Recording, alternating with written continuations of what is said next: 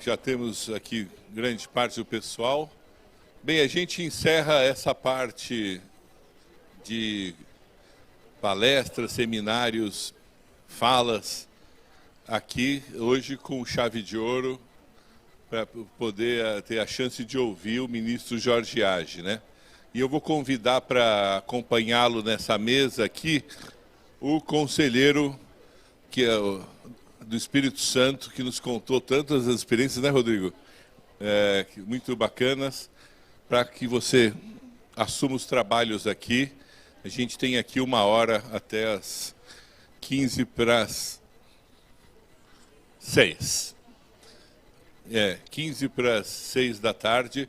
E quem for ao MASP, por favor, nós vamos sair rapidamente daqui. Vai ter um dos nossos cidadãos com uma plaquinha MASP e vocês vão segui-lo para chegar rapidamente no ônibus. E o outro pessoal do centro, que vai estar com o Marcos Barreto, para a gente seguir lá para o centro histórico. Rodrigo, por favor. Muito boa tarde a todos mais uma vez. Sem mais delongas, eu sei que todos nós ficamos meio ansiosos por contribuir, por falar, e também sei que vocês todos vieram aqui para ouvir o ministro, então vamos direto a ele. Nós vamos convidar ele, que foi ex-ministro de Estado-chefe da Controladoria Geral da União, é advogado, mestre em Direito pela UNB e mestre em Administração Pública pela Universidade do Sul da Califórnia. Foi professor da Universidade Federal da Bahia, deputado constituinte e juiz de direito em Brasília. Atualmente leciona em cursos de pós-graduação na Escola Superior do Ministério Público e no Instituto Brasiliense de Direito Público. E é consultor nas áreas de compliance em legislação anticorrupção. Recebamos com muito carinho Jorge Hage Sobrinho.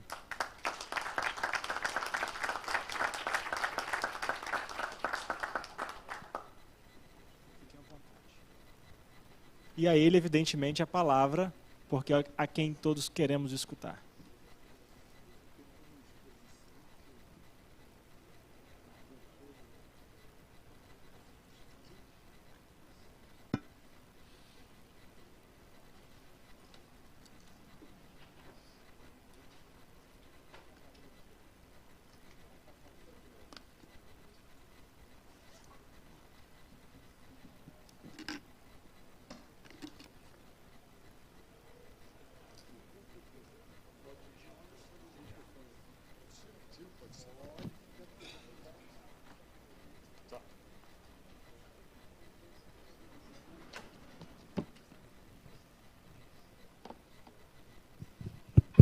Muito boa tarde a todas e a todos. É com muita satisfação, alegria e honra que eu recebi o convite para participar desse evento, promovido pela Escola de Contas, do Tribunal de Contas do município de São Paulo. E tive ainda, adicionalmente, como prêmio, a felicidade de, tendo chegado um pouco antes do meu horário, assistir a um debate tão rico como esse que acabamos todos de presenciar e participar, conduzido pela conselheira Doris e com a participação do Dr. Ricardo e a professora Ana Carla, após um debate tão interessante sobre temas que dizem diretamente com a função dos tribunais de contas, eu até tenho dúvidas sobre a propriedade e oportunidade da minha participação, da minha fala, uma vez que o tema que me foi solicitado é o da ética no setor público. Não é um tema especificamente conectado ou correlacionado com o trabalho dos tribunais, mas é o tema de interesse, obviamente, geral de quem exerça qualquer função pública, né? De modo que vamos tratar aqui da ética no setor público e eu começaria, se eu acertar a lidar aqui com... Começaria lhes dizendo que, obviamente, considero inteiramente dispensável falar aqui sobre o conceito de ética. Para um público dessa qualidade, com essa qualificação, não se trata de discutir aqui conceito de ética, nem seria eu a pessoa mais indicada para incursões de natureza filosófica sobre as diferenças entre a ética e outros conceitos muito próximos dela, como o conceito da moralidade, retidão da conduta humana, probidade, integridade, a ideia do fazer o que é certo, a ideia do compromisso com o interesse público, quando se fala de ética no setor público, como é o meu tema, vocação para servir, respeito ao cidadão, enfim.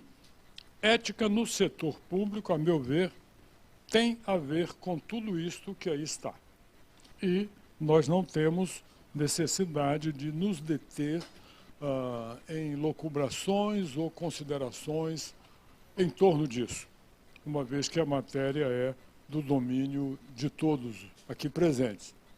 Eu preferiria tratar aqui hoje mais da gestão da ética e das diretrizes práticas e concretas que tem se tentado implementar no setor público do nosso país nessa matéria. Me parece que é algo de interesse muito mais direto nosso em um debate aqui do que estar a considerar em termos genéricos conceitualmente sobre ética ou sobre a importância da conduta ética e coisas desse tipo. Então, passando já diretamente às coisas mais concretas do ponto de vista da gestão da ética e da evolução disso na administração pública brasileira, eu começaria situando um período aí em torno dos anos 90 e primeiros anos dos anos 2000 como o período que eu chamaria do discurso sobre ética no serviço público, que começa por aí, com o surgimento também dos códigos de ética pública ou dos códigos de conduta, ora focados na alta administração, na cúpula da administração, como é o caso do Código de Conduta da Alta Administração Federal, ou, mais genericamente, códigos de ética ou de conduta dos servidores públicos. E eu me fixo mais no exemplo federal, porque é a área de meu conhecimento maior, com a qual eu lidei e lido mais frequentemente. Mas, evidentemente, cada um dos senhores e das senhoras fará aí a transposição, a redução para o seu campo estadual ou municipal, onde certamente também existem códigos de ética, códigos de conduta, provavelmente originários também desse mesmo período, que é o período em que se iniciou a introduzir no debate público, na agenda pública, eu não diria ainda que com o destaque que tem hoje em dia na agenda nacional, mas, de qualquer forma, algo começava a acontecer aí nos anos 90. A importância dessas normas é evidente e me parece importante destacar alguns traços distintivos entre esse tipo de norma e aquelas normas que nós tratamos mais frequentemente como normas disciplinares, né, e normas em torno de ilícitos, do ponto de vista jurídico.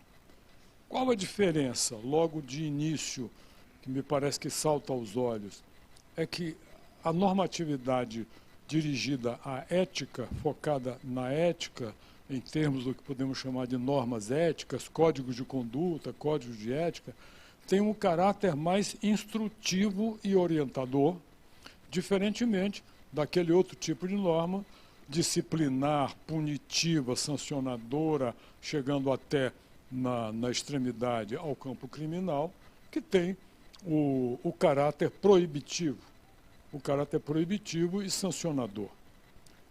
Entretanto, se é verdade que há essa diferença entre normas instrutivas, orientadoras e normas imperativas ou proibitivas, o fato é que se observa uma área de superposição, tornando difícil, por vezes, fazer a distinção. como nós vamos mostrar mais adiante, muitas vezes as normas contidas no Código de Ética e de Conduta são as mesmas normas que se encontram em legislação de natureza estritamente disciplinar, como, por exemplo, no âmbito federal, a Lei 8.112, que tem suas correspondentes nos estados e nos municípios. De qualquer sorte, há também uma outra distinção que é facilmente perceptível, é aquela da maior especificidade que as normas sobre conduta e sobre ética trazem frequentemente. As normas que vêm nestes códigos são mais detalhadas e mais voltadas a situações específicas, focadas na relação entre o agente público e o público externo, seja na relação setor público, setor privado, que é onde estão os maiores riscos, obviamente, de desvios éticos e também criminais, mas também nas relações internas, dentro da própria administração, como nós vamos observar quando chegarmos nos textos concretos. São desse período, anos 90, início do ano 2000, Código de Ética Profissional de Servidor Público Civil do Poder Executivo Federal, por exemplo. A criação das comissões de ética dos órgãos e entidades. Isso vem num decreto 1171, que é de 1999, vigente até hoje, com algumas atualizações. É também desse período a criação da Comissão de Ética Pública da Presidência da República, que é um decreto de maio de 99, também. Essa Comissão de Ética Pública da Presidência é a comissão que está aí até hoje e que, em alguns momentos, chega a figurar na imprensa comum, na imprensa leiga, né, quando faz censuras ou advertências a ministros de Estado e, em alguns momentos, chegando a posturas mais ousadas e concretas, como a recomendação de afastamento de ministros de Estado. Não é? Essa Comissão de Ética Pública da Presidência, que eu considero uma entidade da maior importância no conjunto do que podemos chamar do microsistema de ética pública da administração pública federal. É do ano seguinte o Código de Conduta da Alta Administração Federal, é do ano 2000. É um código específico para a faixa mais elevada da administração pública. E é do ano de 2002 o Código de Conduta Ética dos Agentes Públicos em Exercício na Presidência da República, que não é a mesma coisa, é de 2 anos adiante. Ainda desse mesmo período nós temos, no quadro normativo mais amplo, já aí não focados restritivamente na questão ética, mas já na questão disciplinar e mais amplamente na área do ilícito civil, muito próximo, aliás, do ilícito penal, a Lei do Regime Jurídico Único dos Servidores da União, que é 8.112, que é de 90, e a conhecidíssima Lei da Improbidade Administrativa, 8.429, que é de 92, que foi editada no calor dos problemas dessa natureza que o país enfrentou naquela época, né? No início dos anos 90. Ela é um produto daquela excitação em torno de questões de improbidade, de corrupção, da virada para o ano dos anos 90. Agora, nós damos um salto para um outro período que eu denominei aí período de construção de novos instrumentos e instituições de combate à corrupção, mais especificamente, mais amplamente, o que envolve também, obviamente, a questão ética dentro desse conjunto. Nós temos aí, em 2003, a criação da Controladoria Geral da União, temos em 2005 a construção do sistema de correição do Poder Executivo Federal, e aí atividade correcional de natureza, obviamente, disciplinar, envolvendo diretamente a questão ética e com alguns aspectos de difícil distinção entre os limites da normatividade ética e da normatividade disciplinar. É o decreto 5480 de 2005.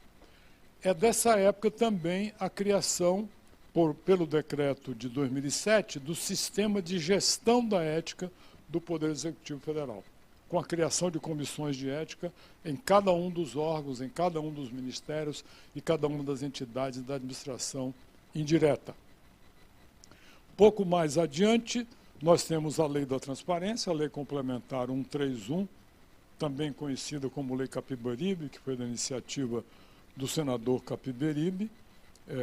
Não me refiro aqui à Lei de Acesso à Informação, é outra, é a Lei da Transparência, a lei que alterou a Lei de Responsabilidade Fiscal, já mencionada, aliás, hoje aqui pela professora Ana, e que foi complementada pela Lei Complementar 131, enfatizando as obrigações e os deveres de dar transparência, embora restrita à área fiscal, mas de grande importância, transparência fiscal, o que levou o país, o Brasil, a avançar bastante no comparativo com outros países nessa matéria de transparência fiscal. Sabe que hoje nós temos o portal da transparência do governo federal, que divulga em tempo praticamente real, não é? Porque na manhã de hoje já estão disponíveis todas as informações de receita e despesa acontecidas até a noite de ontem, né? Praticamente, portanto, em termos reais. É um dos portais mais destacados mundialmente, no comparativo mundial. A Lei da Ficha Limpa, que é de 2010 também, Lei Complementar 135, tudo isso, claro, está relacionado com a questão ética no setor público. Prosseguindo com a lista, em 2010 nós temos o decreto sobre a vedação do nepotismo. Como decreto, ele só é aplicável, obviamente, ao Poder Executivo, mas temos também a súmula vinculante número 13 do Supremo Tribunal Federal. Aliás, que voltou a figurar no debate público na imprensa atualmente por conta de determinadas indicações. A Lei de Acesso à Informação, propriamente dita, é 2011. A legislação sobre lavagem de dinheiro, que é 2012, e mais destacadamente, por isso estão ali em negrito, a lei sobre conflito de interesses, que tem mais diretamente a ver com a questão ética, como veremos, e a lei anticorrupção, a 12.843, que é a legislação que é focada na pessoa jurídica corruptora, ou seja, no outro lado do balcão, indo além daquilo que tradicionalmente foi o foco do combate à corrupção em nosso país, que é o agente público. Mas é preciso também tratar do agente corruptor, e essa lei trata disso, inclusive colocando a questão em termos de responsabilidade objetiva, ou seja, independentemente de demonstração de culpa, dolo ou qualquer elemento subjetivo, a empresa responde com seu patrimônio pelo ato praticado por quem quer que seja, ainda que não seja um empregado ou um preposto seu, mas no seu benefício ou interesse. Este é um passo da maior importância que o Brasil finalmente deu em 2013. O projeto foi encaminhado ao Congresso em 2010, demorou 3 anos, acaba saindo em 2013, após os movimentos populares daquele ano. Mas lá estava desde 2010. Depois, nesse mesmo ano, ainda temos a Lei das Organizações Criminosas, que é a lei que instrumentalizou tudo isso que o país fez mais recentemente em termos de combate à corrupção na esfera criminal. Sem os instrumentos dessa lei, nada disso existiria. Não existiria delação premiada, ações controladas, nada disso. Tudo se deve a essa legislação. E, mais recentemente ainda, um outro passo importante que o país deu nessa área, que é a lei das estatais. A lei que está prometida na Constituição desde 1988 e que somente agora, finalmente, foi editada, né? onde ela foca especificamente nas medidas de governança, de compliance, de integridade das empresas públicas, da sociedade de economia mista e suas subsidiárias. Quando esta lei estiver inteiramente sendo implementada e cumprida, nós poderemos realmente dizer que temos aí um grande avanço, porque é uma lei bastante completa, criticada, aliás, por alguns excessos, como, por exemplo, nas exigências para indicação de membros de seus conselhos de administração, que não podem, nos últimos anos, ter tido atividade política, nem sindical, etc. Há quem considere isso, inclusive há ação de inconstitucionalidade em relação a alguns desses dispositivos.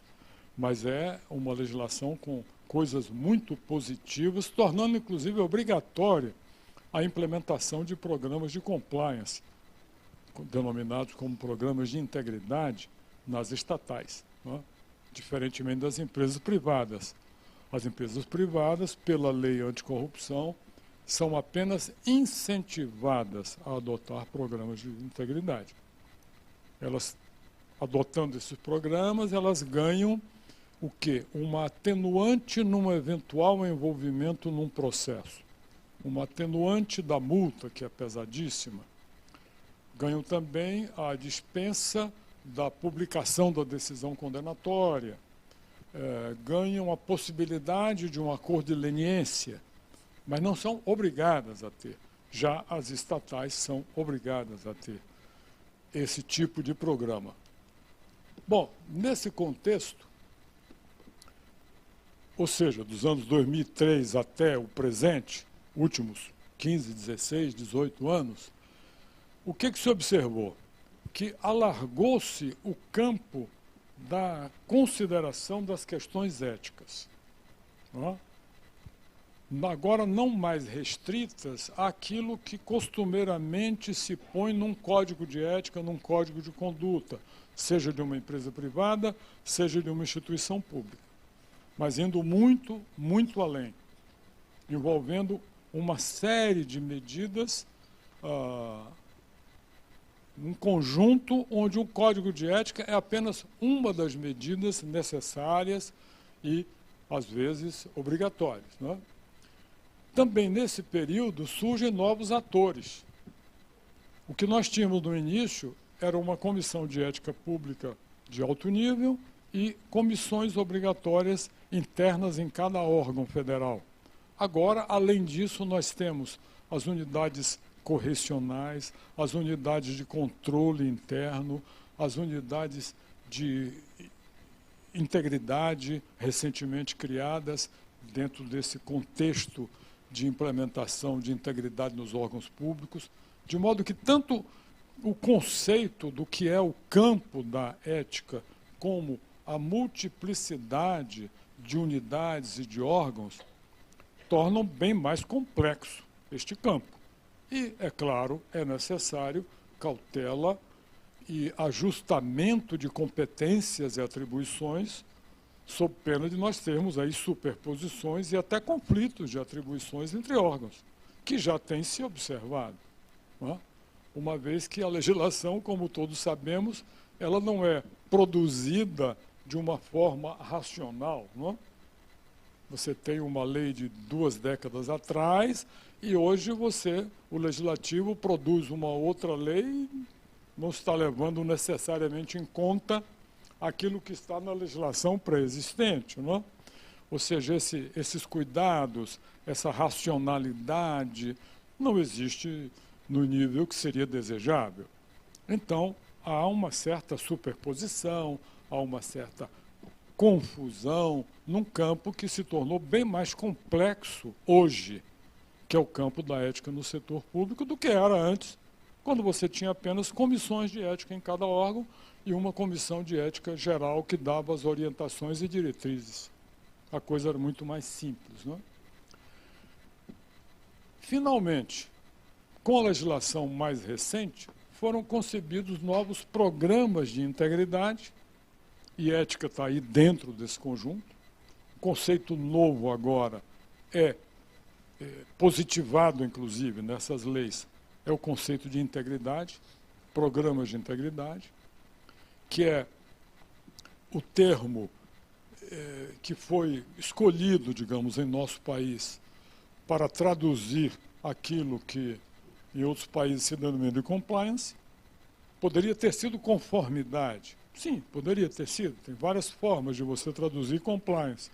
Traduziu-se por integridade, que é uma solução interessante porque vai além simplesmente da conformidade. Não é? Integridade evoca necessariamente outras noções para além da simples conformidade com a norma. Enfim, foram concebidos agora programas de integridade mais amplos, onde a questão do código de ética é apenas uma das peças, e esses programas tanto estão previstos para o setor empresarial, setor privado, como para o setor público. Para o setor empresarial, como disse na lei anticorrupção, incentivados, estimulados, não impostos obrigatoriamente. E no campo do setor público, como veremos, obrigatoriamente por lei, no campo das empresas estatais, públicas e mistas. E por decreto, não é por lei, mas está por decreto na área federal, portanto, para os órgãos da administração direta, autárquica e fundacional. Tá? E aí completou-se a cobertura nos últimos anos dessa normatividade sob a bandeira e o conceito de integridade. Integridade pública, integridade institucional, digamos assim, para distinguir da integridade pessoal. O decreto que regulamentou a lei anticorrupção, que é o decreto 8.420 de 2015, é voltada, a lei anticorrupção, como já disse mais de uma vez, é voltado para o setor privado. Mas é interessante nós observarmos o que foi considerado na lei brasileira como sendo o conteúdo de um programa desse tipo.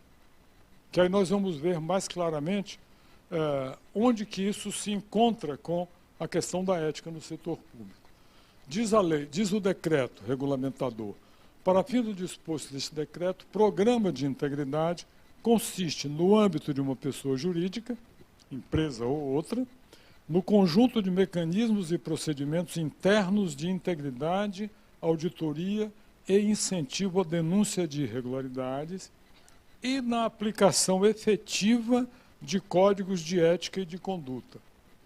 Mas não para aí. Também de políticas e diretrizes com o objetivo de detectar e sanar desvios, fraudes, irregularidades e atos ilícitos praticados contra a administração pública, nacional ou estrangeira.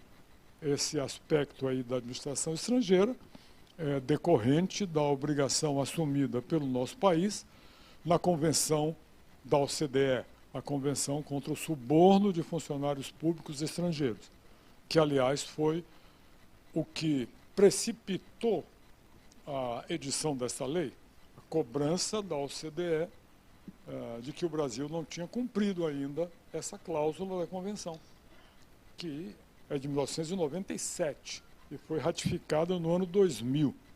Só em 2013 nós cumprimos o dever de ter uma lei sobre essa questão do ponto de vista da OCDE, na parte voltada para a corrupção transnacional, suborno transnacional. E, aproveitando a mesma lei, a corrupção doméstica tratada aí dentro. Continuando com o artigo do decreto, o programa de integridade deve ser estruturado, aplicado e atualizado de acordo com as características e riscos.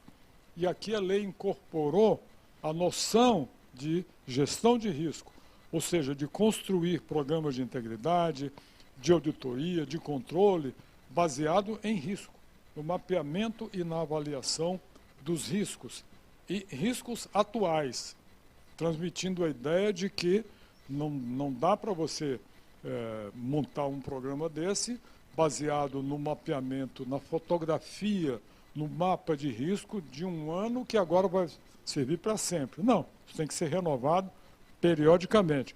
Riscos atuais da atividade de cada pessoa jurídica, a qual, por sua vez, deve garantir o constante aprimoramento, etc. Tal. E para fins do disposto no artigo tal, o programa de integridade será avaliado de acordo com os seguintes parâmetros. E aqui vem o que eu estou mais interessado em mostrar. O conteúdo positivado, agora, na norma, do que se entende como um programa de integridade completo. Que ele será avaliado a partir desses parâmetros. Primeiro parâmetro, comprometimento da alta direção da pessoa jurídica, aí incluídos conselhos, evidenciado pelo apoio visível e inequívoco do programa. Ou seja, se não houver o famoso tone at the top, não adianta pensar no resto, né? Se não houver o desejo e o compromisso da cúpula, pode esquecer. Nós estamos falando aqui do campo do setor privado.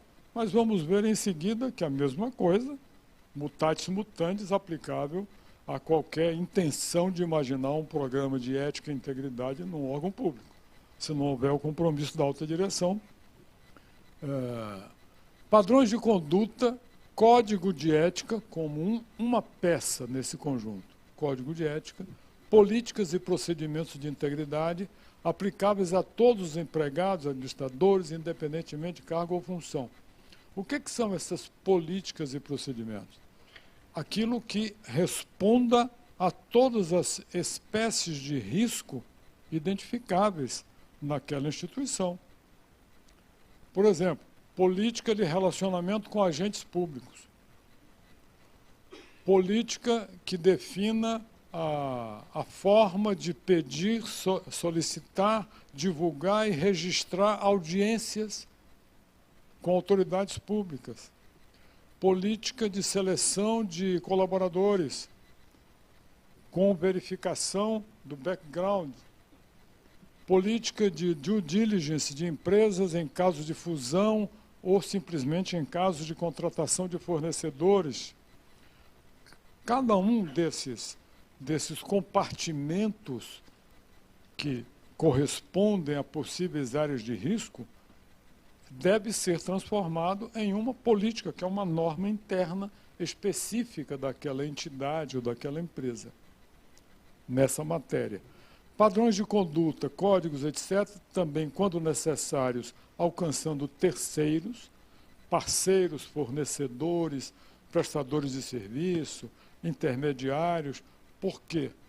Porque, tendo em vista o regime de responsabilidade objetiva posto na lei anticorrupção, a empresa vai responder até pelo ato de um terceiro intermediário, um despachante, um procurador, que tenha oferecido uma propina a um agente público para acelerar a liberação de uma licença.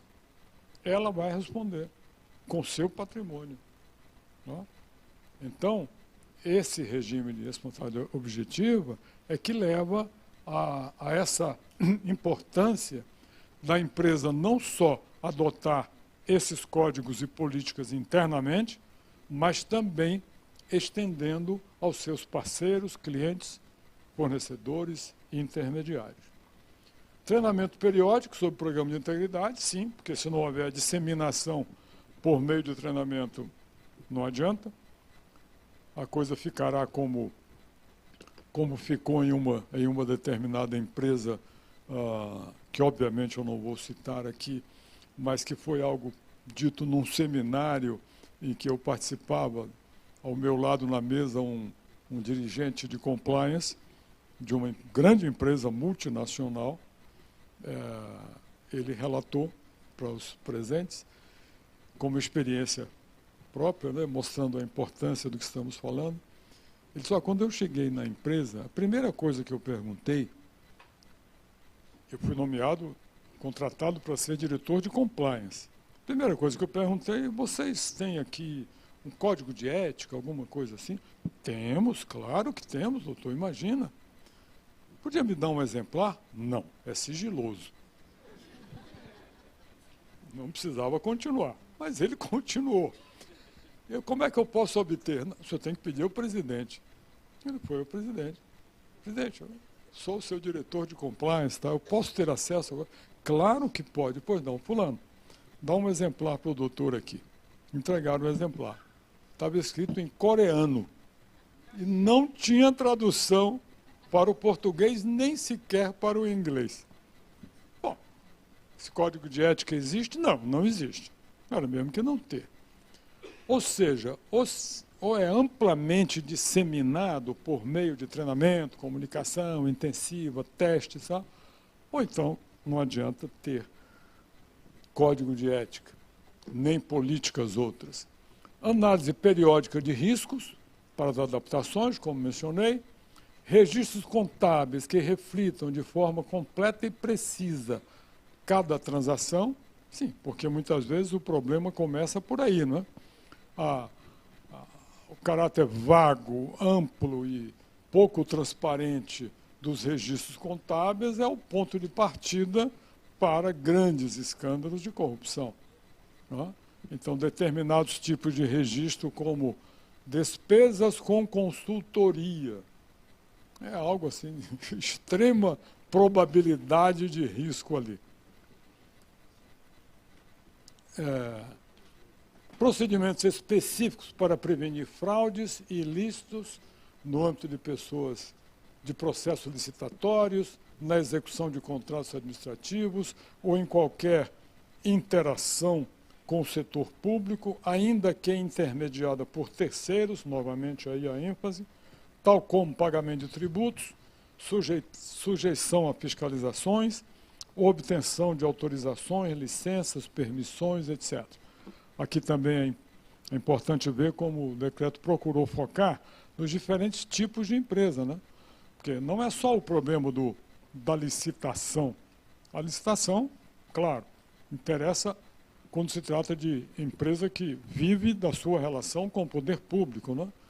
Empreiteiras, etc., fornecedores, mas há um mundo de segmentos que não tem relação desse tipo com o setor público, mas o problema pode estar na obtenção de licenças, de permissões, de alvarás, né? Ou pode estar na fiscalização tributária. São todos campos férteis para os desvios éticos e criminais. Independência, estrutura e autoridade da instância responsável pelo programa de integridade, também se não tiver um status e uma autonomia razoável, não adianta nada. Canais de denúncia de irregularidades, tanto internos como externos, ou seja, abertos não só a funcionários, mas também ao público em geral. Medidas disciplinares para o caso de violação do programa e procedimentos que assegurem a pronta interrupção da irregularidade e a tempestiva remediação dos danos gerados. Diligências para contratação e supervisão de fornecedores, a due diligence que eu mencionei, verificação também disso nos processos de fusão e aquisição e o monitoramento contínuo do programa de integridade visando ao seu aperfeiçoamento. Esse último item, felizmente, perdeu o sentido, perdeu o objeto, a partir do momento em que o Supremo Tribunal Federal vedou as contribuições de empresas privadas para campanhas e partidos políticos. Depois vem os parâmetros a serem considerados para distinguir e diferenciar as empresas segundo o seu porte e o segmento de sua atuação, os países em que atua, o grau de interação com o setor público, se é ou não é microempresa, se for microempresa ou empresa de pequeno porte, ela será dispensada de vários desses itens, como está dito aí nesses parágrafos que eu vou dispensar de deter. E agora? Aí, setor privado. Agora, setor público. No caso do setor público, não há uma lei geral impondo essas obrigações de adoção de programas de integridade, com códigos de ética ou coisas dessa ordem. O que há é um decreto 9.203, de 2017, e uma série de guias manuais de integridade pública, elaborados pela Controladoria Geral da União, e portarias da Controladoria, e também uma série de normas da Comissão de Ética Pública da Presidência da República. Não só normas, mas orientações no estilo perguntas e respostas sobre os mais diversos itens. Nas portarias da Controladoria, eu destacaria alguns conceitos básicos, como programa de integridade, no campo público agora. O que é que ele é? É o conjunto de medidas institucionais voltadas para a prevenção, detecção, punição e remediação de práticas de corrupção, fraudes, irregularidades e desvios éticos e de conduta. Claro que há uma grande superposição aí, não é? Entre um e outro tipo de coisa, mas tudo está dentro do escopo do programa de integridade. O plano de integridade é o documento em que se organizam e se planejam essas medidas. Esse programa pressupõe o compromisso e a aprovação da alta administração. No setor público isso é ainda mais importante do que na empresa privada. E o primeiro requisito estabelecido para os órgãos públicos federais é a constituição de uma unidade de gestão da integridade e da ética. Agora vejam, continua existindo a velha comissão de ética de cada órgão, mas tem também agora essa unidade de gestão de integridade e de ética. Então, é necessário um ajuste aí de limites de competências e atribuições, porque essa unidade é responsável pela implementação e monitoramento permanente ou atribuição dessas funções a alguma unidade já existente, tá? Ou pessoa com ascendência. Exige o prévio mapeamento, análise e avaliação dos riscos, e agora os riscos do ponto de vista do órgão público, né, que está do lado oposto ao da empresa privada, que eu me referia antes. Então, os riscos têm que ser vistos agora sob o outro ângulo. Exemplo, pelo servidor ou dirigente, exemplos de riscos: uso indevido do cargo, uso indevido da função em benefício próprio ou de terceiro, uso de influência ou do acesso a pessoas do órgão, conflito de interesses, recebimento de propina, dispensa indevida de licitação, direcionamento, fracionamento de licitação, desvio de recursos públicos, aplicação irregular de recursos de convênios ou de fundos transferidos, nepotismo, vazamento de informações sigilosas, ou seja, uso de informação privilegiada vazando para terceiros. Esses são alguns exemplos dos riscos, né, relativos à integridade no campo público. A partir dessa avaliação de risco, no caso de cada órgão, é que se formulará o programa propriamente dito, com as atividades e as etapas que o compõem. A primeira delas é o Código de Ética, tradicionalmente, Código de Ética ou de Conduta. Depois, a elaboração de políticas e normas específicas, como eu mencionei antes. Uma política de prevenção de conflito de interesses, uma política e um procedimento de prevenção do nepotismo.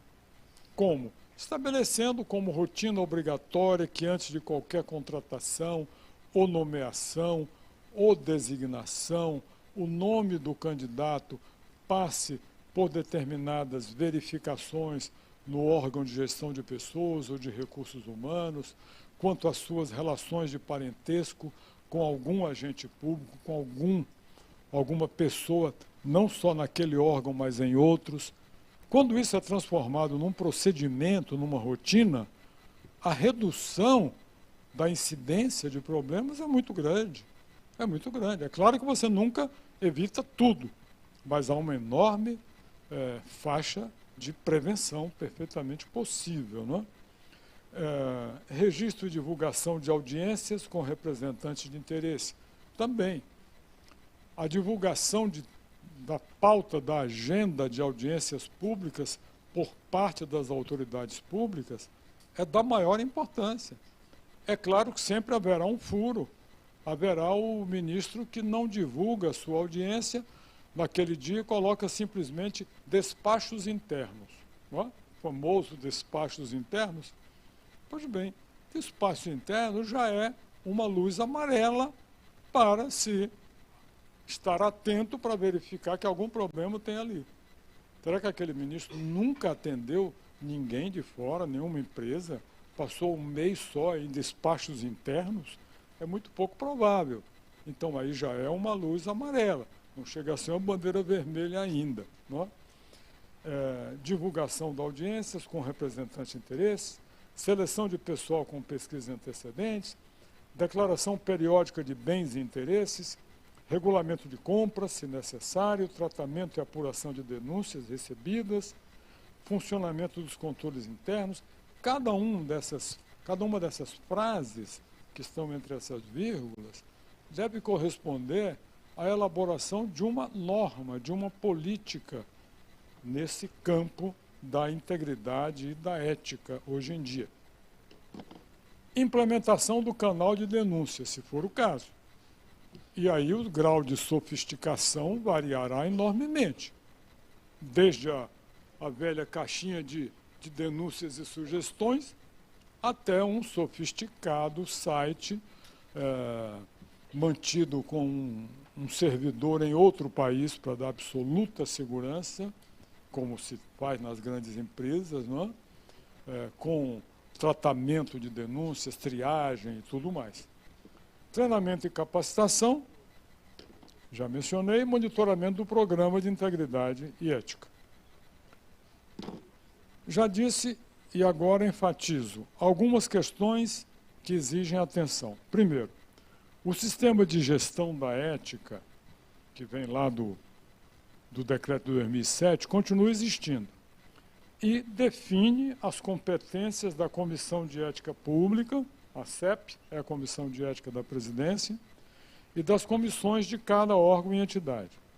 Muitas dessas competências coincidem no todo ou em parte com outras, por exemplo, das unidades do sistema de correição, as corregedorias. As corregedorias, responsáveis pela aplicação da lei do regime jurídico dos servidores e das penalidades de advertência, de suspensão, de demissão, etc. Ou também com as competências das novíssimas unidades de gestão da integridade, criadas mais recentemente, apesar de se permitir sua atribuição a unidades já existentes. Mas há um problema, sem dúvida, de grande proximidade, se não superposição de algumas dessas competências. É necessário também uma distinção mais clara, existe uma distinção mais clara em alguns aspectos dos campos de atribuição, como, por exemplo, entre as atribuições da Controladoria Geral da União e da Comissão de Ética Pública. A Controladoria Geral da União é órgão de controle interno e de correição do sistema federal. Então, ela tem essas funções: auditoria, fiscalização, controle interno e corregedoria. Tá? Corregedoria. Além da função de ouvidoria, que é a recebedora de denúncias. Mas coexiste com ela a Comissão de Ética Pública da Presidência da República. Qual é a diferença aí das competências? Bom, uma coisa muito clara: ministro de Estado, por exemplo, conduta de ministro de Estado está fora do foco da jurisdição da Controladoria. É apenas campo de jurisdição da Comissão de Ética Pública, uma vez que ministro de Estado não é servidor público. A ele não são aplicáveis as normas da Lei 8.112, com aquelas sanções, aquele tipo de processo. Não se submete a isso, mas se submete à Comissão de Ética Pública.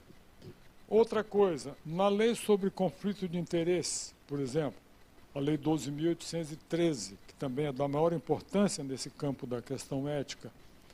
Ali a distinção é muito clara.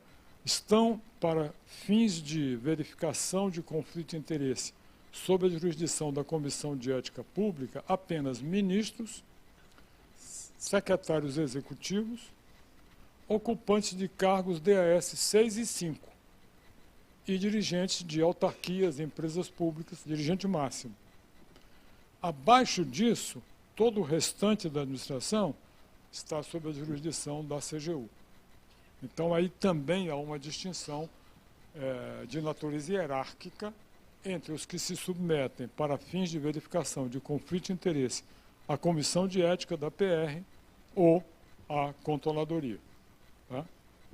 Há, por vezes, dificuldade, fora desse campo aí onde a distinção é muito clara, há, em outras questões, dificuldades para se distinguir entre o que é uma infração de ordem ética e o que chega a ser uma infração de ordem disciplinar.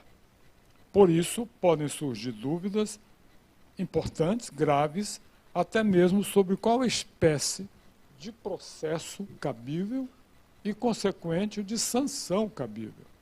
Não é? As sanções aplicáveis, por exemplo, aos servidores públicos vão até a demissão, a destituição de cargo de confiança, a cassação de aposentadoria. Já a Comissão de Ética Pública, a sanção que ela pode aplicar é apenas a advertência e a recomendação de exoneração. A censura ética só é aplicada a ex-autoridades, pessoas que já deixaram o cargo. É fácil, se tivéssemos tempo aqui, o tempo não vai ser possível para isso, mas deixo apenas como sugestão e deixarei a apresentação aqui à disposição da escola, para quem quiser ter acesso. É fácil comparar aqui o que está, por exemplo, no Código de Ética do Servidor Público, tá? No Código de Servidor, como deveres fundamentais do servidor público. Se compararmos essa lista, que não é pequena, né? Vai até a letra V, com o que está na lei do regime jurídico, que é do regime disciplinar do servidor público, como deveres do servidor, vamos ver uma enorme área de superposição, que é uma consequência daquela dificuldade que mencionei no início, de saber onde termina o campo apenas ético e começa o campo da infração disciplinar. Então, aqui, os deveres do servidor, que resultam, quando ofendidos, em um processo de natureza disciplinar, que pode levar a uma dessas sanções, muitos deles são muito semelhantes ao que está lá no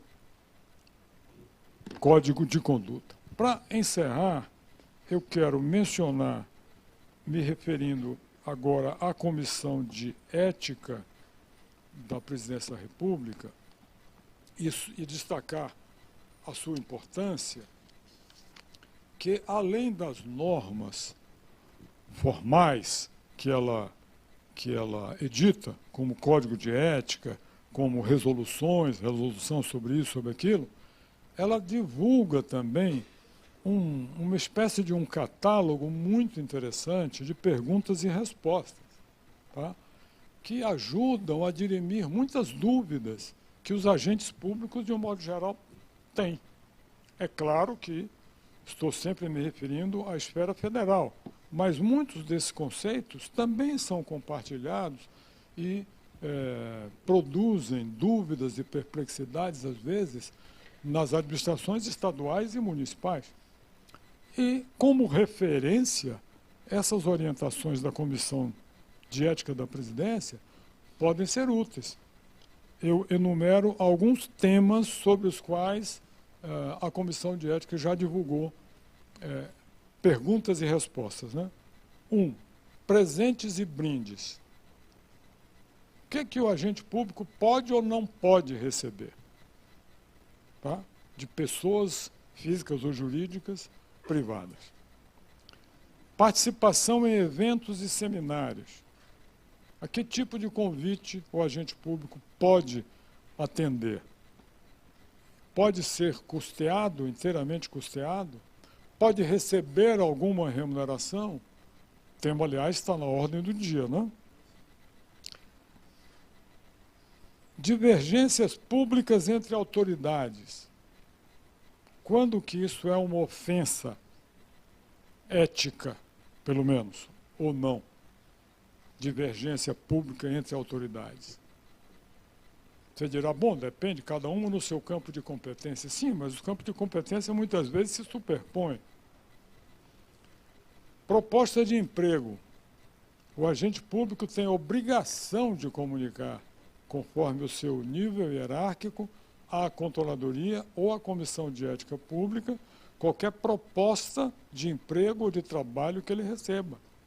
Seja para trabalho que é legalmente possível, concomitante com o exercício do cargo público, não seja dedicação exclusiva, e aí você tem que verificar apenas o campo do conflito de interesse, se a área é correlata com a área de atuação do órgão, com a área regulada, aí não pode, mas se não for isso, pode, ou também quando se trata de um agente público que está prestes a deixar o serviço público.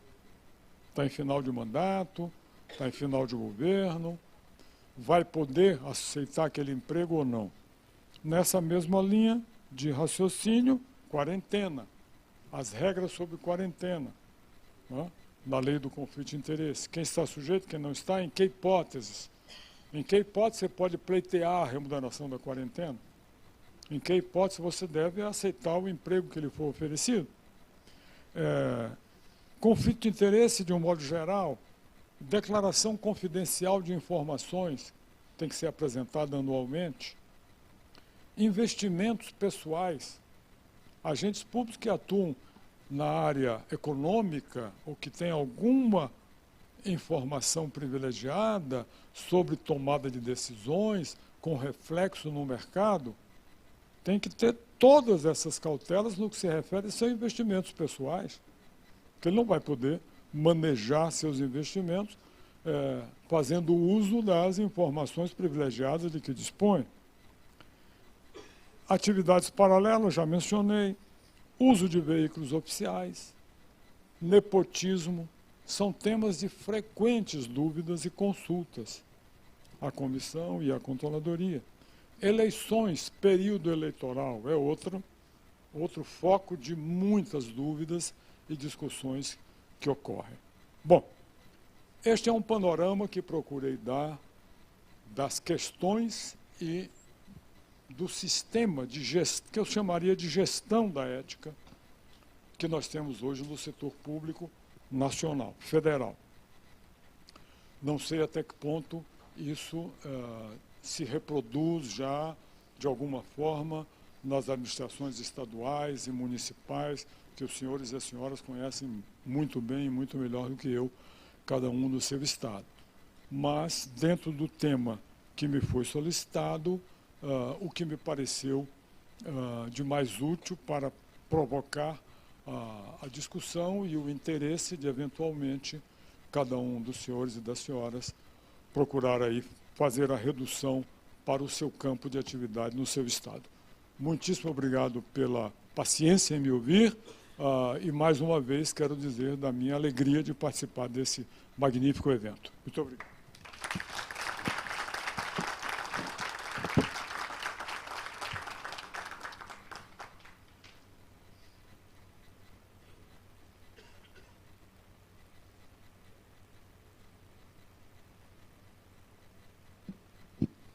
Pelo adiantado do horário, estou consultando o Xixo aqui, ele me determinou que encerrasse os trabalhos sem, evidentemente, proporcionar o que de melhor poderíamos fazer, que era perguntar ao ministro Jorge Rage, porque ele, muito modesto que é, não tratou de ser um tema tão contemporâneo como é e será e que nós teremos que nos debruçar. Sei que todos gostariam de fazê-lo, mas, ministro, nos cabe apenas agradecê-lo imensamente pela disponibilidade de vir aqui falar para todos nós de um tema tão contemporâneo que nós vamos precisar nos debruçar muito.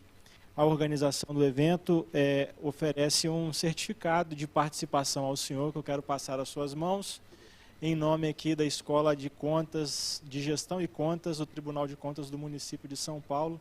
Está aqui o conselheiro Maurício, que é diretor-presidente da Escola de Contas aqui do Tribunal de Contas do município de São Paulo, com agradecimento a todos os participantes.